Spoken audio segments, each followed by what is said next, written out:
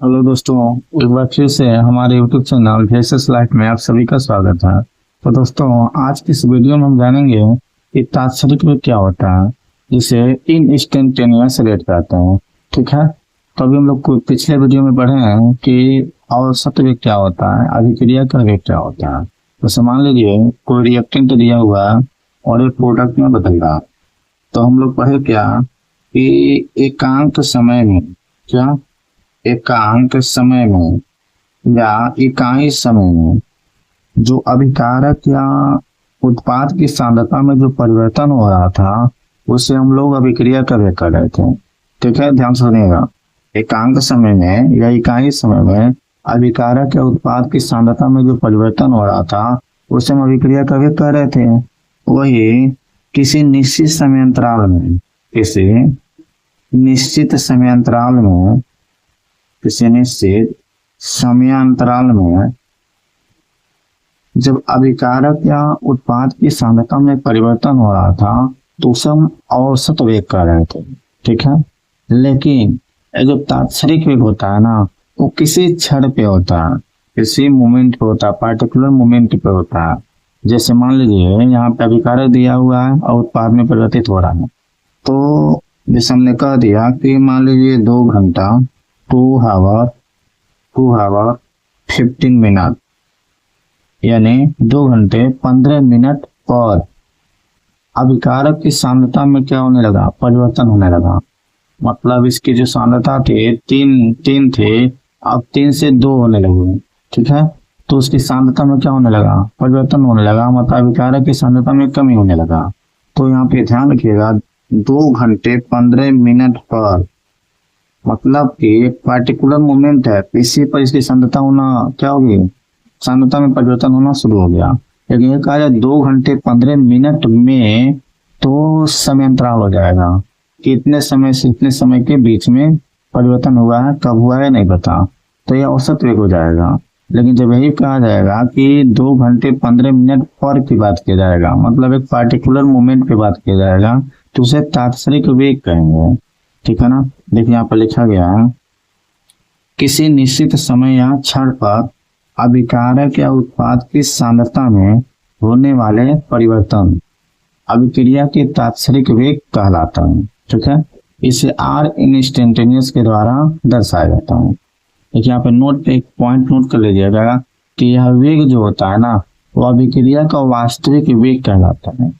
वास्तविक असल में जो अभिक्रिया का जो वेग हम लोग निकालते हैं वो औसत वेग नहीं बता पाता है, और ना ही हमारा जो अभिक्रिया का वेग होता है बता पाता है। तात्क्षणिक जो वेग होता है ये हमें वास्तविक वेग बताता है कि किसी भी अभिक्रिया का जो वेग है वो कितना है, कि किसी अभिकारक का जो सांद्रता में परिवर्तन हो रहा है वो कितने समय पे हो रहा है, 2 घंटे 15 मिनट पे, 2 घंटे 10 मिनट पे या 5 मिनट पर, मतलब इसके सांद्रता कब परिवर्तन हो रहा है वो हमें बताता है कौन, तात्क्षणिक वेग।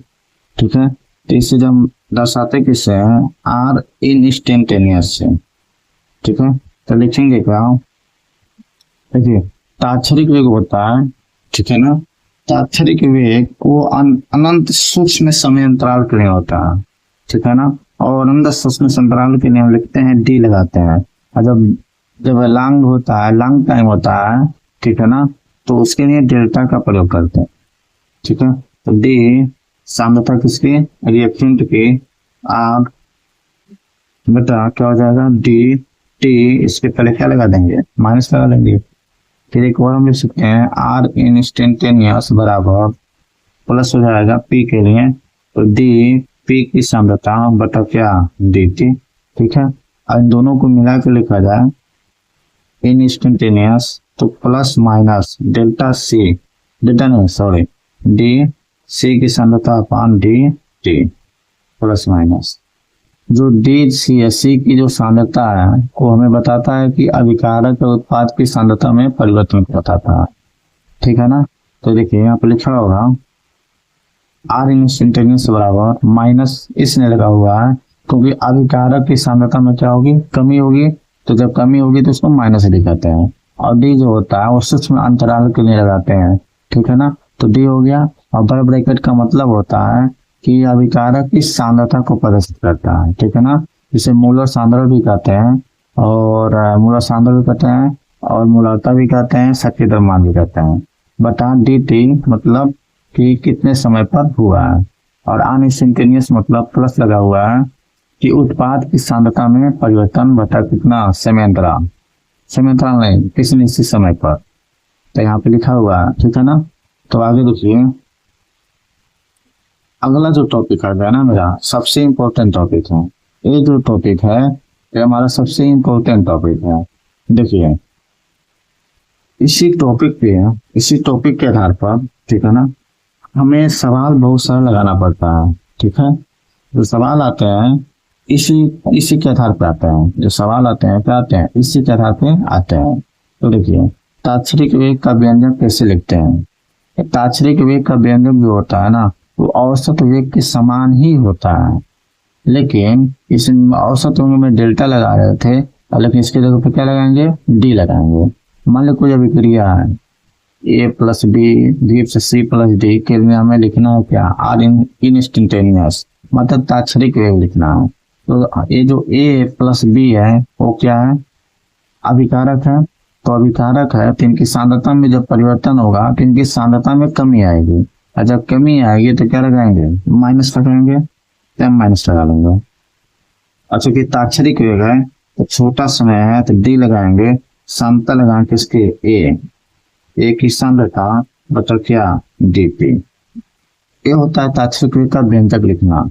बराबर हम लिख सकते हैं बी के लिए क्या लिखेंगे, ये विकारक है, माइनस डी, यहाँ बी की सांद्रता अपन क्या, डी टी हो जाएगा। फिर बराबर लिख सकते हैं ये सी जो है उत्पाद है, उत्पाद जो होता है प्लस में होता है, तो यहाँ सी की सांद्रता बता क्या, डी टी, बराबर डी हो गया प्लस डी, सॉरी यहाँ पर डी रहेगा, डी यहाँ डी की सांद्रता बता क्या हो जाएगा, डी टी हो जाएगा, ठीक है ना। ये होता है ताक्षरिक वेग का व्यंजक लिखना। किसी भी अभिक्रिया का अगर हमें ताक्षरिक वेग लिखना रहेगा तो इसके पहले हम डी लगाएंगे, ठीक है, क्योंकि बहुत सूक्ष्म समय होता है, ठीक है ना। और अभिकारक के पहले माइनस, उत्पाद के पहले प्लस लगाएंगे। ये तो सिंपल रिएक्शन था। एक और रिएक्शन आप लोग को दिखा रहे हैं, देखिए यहाँ, देखिए यहाँ दो और एग्जाम्पल आप लोग के सामने रखा हुआ है, फिर आगे आप लोग को हम प्रश्न भी बताएंगे, ठीक है। इसके आधार पर प्रश्न कैसे लगेगा, ठीक है ना, तो बने रहे वीडियो के साथ। तो देखिए यदि कोई अभिक्रिया दिया हुआ है N1 जो है ये अभिकारक ए के मोलों की संख्या को बता रहा है, ठीक है। N2 जो है यहाँ बी के मोलों की संख्या को बता रहा है। तो मान लीजिए यहाँ पर दिया हुआ है M1 जो है सी के सांद्रता को बता रहा है, डी जो है M2 जो है वो डी की सांद्रता को बता रहा है। यहाँ पे देख लीजिए, यहाँ पे मान लीजिए, यहाँ पर समझ में आएगा अच्छे से, N2 + 3H2 है, तो N2 से पहले इसकी सांद्रता एक भी नहीं है, ठीक है। यहाँ पे इसकी सांद्रता कितनी है, 3 है। यहाँ पर NH3 का कितना है, 2 है। यदि ऐसे आता है तो हम कैसे लिखेंगे, तो देखिए कैसे लिखेंगे, आर इंस्टेंटेनियस बराबर, जब कोई भी अभिक्रिया हो रही है उसके पहले उसकी सांद्रता यदि दिया गया है तो उसको हम बटे करके लिखते हैं, मतलब भिन्न के रूप में लिखते हैं, 1/N1, क्या लिखेंगे, 1/N1। तो इसके पहले चूंकि माइनस भी लगाएंगे, ठीक है ना। और डी ए की सांद्रता फिर वही सेम अपान डी टी, ठीक है, बराबर। अब ये भी अभिकारक है तो पहले माइनस लगाएंगे, N2 है सांद्रता दिया हुआ तो 1/N2 हो जाएगा, फिर यहाँ डी, यहाँ बी अपान क्या हो जाएगा, डी टी हो जाएगा, फिर बराबर यहाँ पर दिया M1 तो यहाँ प्लस लगा लेंगे क्योंकि उत्पाद है, 1/M1 डी सी की सांद्रता अपान क्या, डी टी, फिर बराबर प्लस 1/M2 डी की सांद्रता अपन क्या, डी टी। ये होता है लिखने के तरीका, ठीक है। ऐसे मान लीजिए आगे दिया हुआ है एग्जाम्पल में होता है N2 + 3H2, देखिए इसको भी लिखते हैं। जब इसको लिखेंगे तो ऐसे है प्रोसेस, देखिए आप इंस्टेंटेनियस बराबर, इसके पहले इसकी सांद्रता एक भी नहीं दी गई है तो सिंपल भी लिखेंगे, माइनस डी N2 की सांद्रता अपान dt बराबर हाइड्रोजन से पहले इसकी सांद्रता कितनी दी गई है 3, तो माइनस सबसे पहले लगा लेंगे 1 अपान क्या 3, S2 की सांद्रता अपान क्या हो जाएगा डी लगा लेंगे dt बराबर यहाँ 2 दिया हुआ चूंकि उत्पाद है तो प्लस 1/2 डी यानी S3 की सांद्रता अपान dt ठीक है ना। तो होता है ताक्षरिक वेग का व्यंजन लिखना। ठीक है, अब चलिए इसी के आधार पे एक सवाल आप लोग को दिखाता हूँ। अब यहाँ पे सवाल दिया हो तो हम कैसे लगाएंगे, देखिए बहुत इंपॉर्टेंट सवाल है बोर्ड परीक्षा के लिए। ठीक है ना, देखिए दिया हुआ है सवाल क्या कि कोई अभिक्रिया है, अभिक्रिया N2O5 gives 2NO2 plus half O2 के लिए निम्नलिखित प्रश्नों के उत्तर दीजिए। ठीक है, अब प्रश्न क्या कर रहा है माइनस डी N2O5 की सांद्रता अपान dt का क्या अर्थ है। ठीक है, फिर यहाँ पर दूसरा प्रश्न प्लस डी O2 का O2 अपान dt का क्या अर्थ है। ठीक है, माइनस डी N2O5 की सांद्रता अपान dt तथा प्लस डी O2 की सांद्रता अपान dt के मध्य क्या संबंध है। ठीक है ना, चलिए तो कैसे लिखेंगे कैसे जानेंगे इसका मतलब तो समझते हैं। ठीक है ना, देखिए जो पहला प्रश्न है ना माइनस डी N2O5 dt, अब देखिए माइनस क्या, माइनस में क्या दर्शा रहा है, माइनस में ये दर्शा रहा है कि अभिकारक है पहला चीज, और इसकी सांद्रता में क्या हो रही है, क्या हो रही है कमी हो रही है। अरे माइनस जो होता है वो कमी को दिखाता है ना। अभी हम लोग पढ़े हैं कि जो अभिकारक के पहले माइनस इसलिए लगाते हैं क्योंकि इसकी सांद्रता में क्या होती है कमी होती है, यानी विकसित होना शुरू हो जाता है। मतलब ये मान लीजिए कोई पदार्थ है बड़ा पदार्थ है, ठीक है, जब अभिक्रिया होगा तो छोटे छोटे पदार्थों में टूटेगा मतलब विकसित होगा। ठीक है ना, तो माइनस जो होता है ना वह अभिकारक की सांद्रता में परिवर्तन को बताता है। ठीक है ना, और चूंकि अभिकारक है तो ये इसका क्या होगा विघटन होगा, अगर उत्पाद होता तो प्लस लगा होता, यहाँ पे प्लस लगा हुआ है तो उत्पाद है मतलब है बनने की दर को दिखाया है, बन रहा है, प्लस मतलब बन रहा है बढ़ रहा है, और N2O5 क्या दर्शा रहा है कि विघटन की दर को दर्शा रहा है। तो लिखेंगे क्या कि यह जो N2O5 है ना यहाँ पे लिखेंगे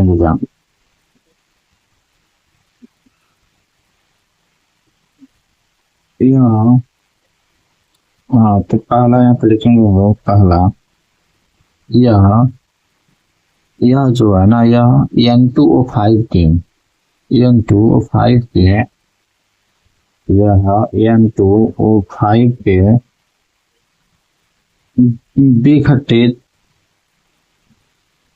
विघटित होने की दर को दर्शाता है,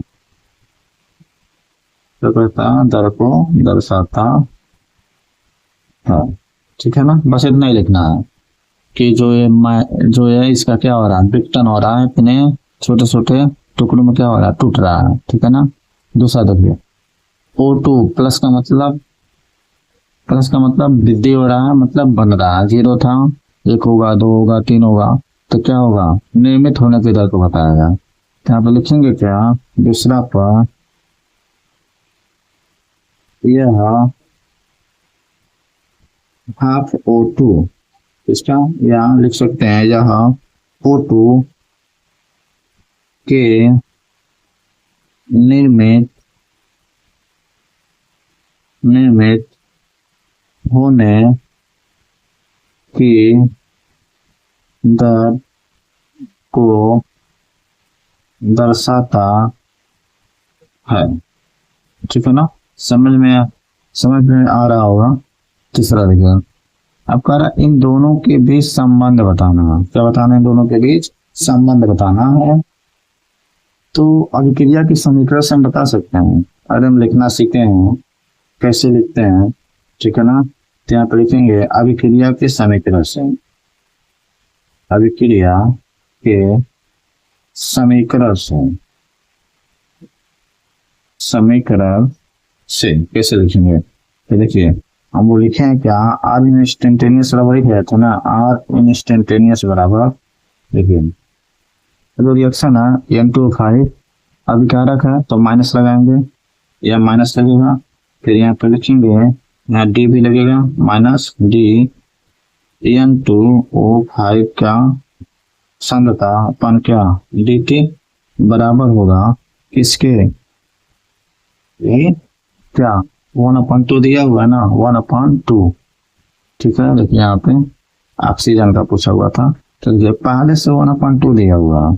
अब 1/2 दिया हुआ है तो 1/2 दिया हुआ है, तो जब हम इसको लिखेंगे तो 2 ऊपर आ जाएगा, तो क्या आ जाएगा, ऊपर आ जाएगा। ठीक है, यहाँ प्लस लगा लेंगे, यहाँ DO2 हो जाएगा अपान यहाँ DT हो जाएगा। ठीक है ना, जैसे आप लोग समझ में शायद नहीं आ रहा होगा, लेकिन कैसे मान लीजिए यहाँ पे लिखा हुआ, यहाँ बता रहे हैं, इसको हमको लिखना है हाफ फोटो वाला, तो हम लिखेंगे क्या, आर इंस्टेंटेनियस बराबर, अब हम लिखते हैं जब यहाँ पे कोई भी चीज अगर सांद्रता दिया हुआ है तो 1/1 लिखते हैं ना, तो 1/1/2 होगा, तो 2 क्या हो जाएगा, ऊपर जाएगा ना, 2 ऊपर हो जाएगा, और यहाँ DO2 हो जाएगा अपन डी क्या हो जाएगा, T हो जाएगा। ठीक है ना, तो ये था प्रश्न का क्या उत्तर। तो ऐसे हम लोग किसी भी कोई भी प्रश्न दिया होगा तो उसको हम आसानी से क्या कर सकते हैं, लगा सकते हैं।